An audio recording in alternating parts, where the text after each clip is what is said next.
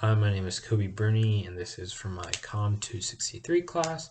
Um, as I was reading Body Ritual Among the Nasarima, I was really confused at what I was reading at first, but I soon thought that this was an American or European that had gone overseas to either Africa or it was a Native American tribe that they were talking about, and that it was like they had all these really weird like rituals that they did, and like it was like I was confused because all the talking about spirits and how they remove spirits and all this other stuff. I'm like, it's so weird, like especially in like the dentist one, how he said they go back like twice a year to get spirits removed from their teeth and like stuff. I was like, I'm not really sure what this means, and I was very confused reading it, but when I was told it was the actual American culture and how we do things and everything, and then I started being able to link it to that and how we went over in class, I was like, that's so weird how one person can see something so vividly one way and explain it in words that I couldn't even depict. But in my mind, it's like super easy to depict, and it's like not hard to explain, or it shouldn't even be explained that way. Like I know it so well, I should have been able to pick it out, but he explained it in just such a different way that there was no way for me to completely understand. So I thought it was super interesting. Um, Another communication pattern. So here's mine.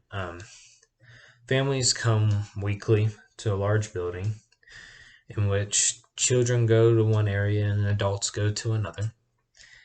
Each group has a time of singing to the man above, and then the parents and the children are asked to sing down after their time of singing.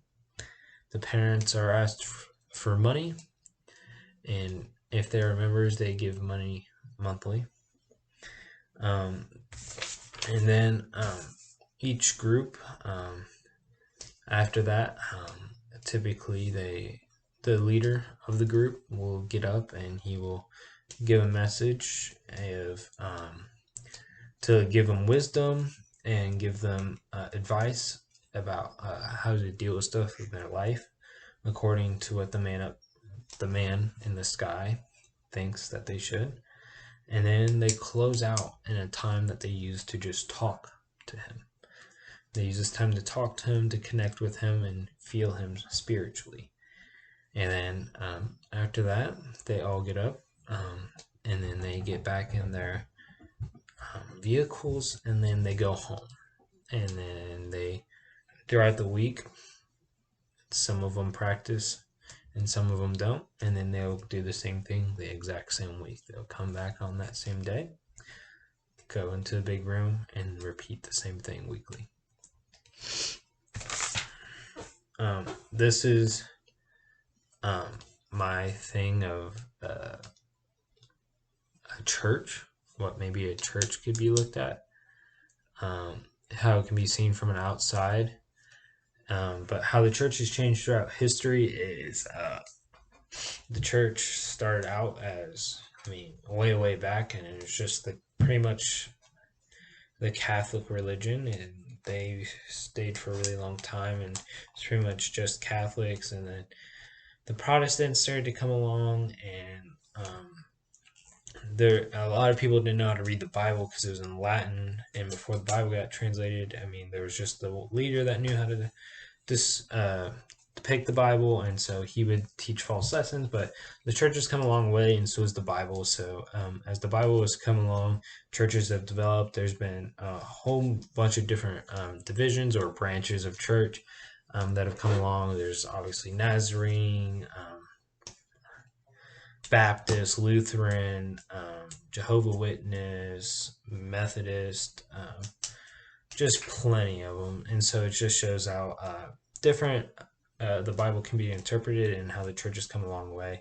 But churches have come a long way, not in just how they present the Bible, but also in the way the churches work. I mean, there's kids' church, and then there's adult church, and then there's all kinds of ministries, and then now there's different kind of ministries, and like churches do football events and stuff like that, and they just have parties and they just do different things that churches didn't used to do. They didn't used to have all these big parties for events throughout the year, and they all just do different things. I mean, the church has come a long way, and also technology and the way we worship and kind of music we listen to. And so I don't think this is a detriment to culture. I think it's an adaptation to culture. So it's, I think, a good change that these things happen. I think as the Bible has come along, it's definitely been beneficial to the church because if we didn't know how to interpret the Bible, we could still be getting robbed of our money from pastors and priests who didn't know how to interpret the Bible and just chose to do it poorly. So we don't. But I think this is the time today is honestly the best time to be a Christian because I mean,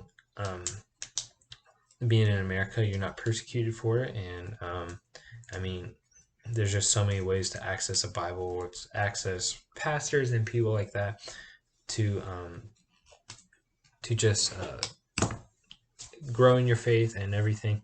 And so I just think now is a really good time to be a Christian. And I think all the changes that have been made and the adaptations of the Bible and how churches have had to hide and now can come out and just be a church, and then all the different divisions or branches of um, churches that fit whatever you truly believe, I think are awesome because it makes it a custom fit. And but the good thing is they all have the central message: is God is Lord, and that He is our salvation. So majority of them believe that, which is awesome. So I think whatever one works best for you, I think these are all good changes to the culture, especially church culture.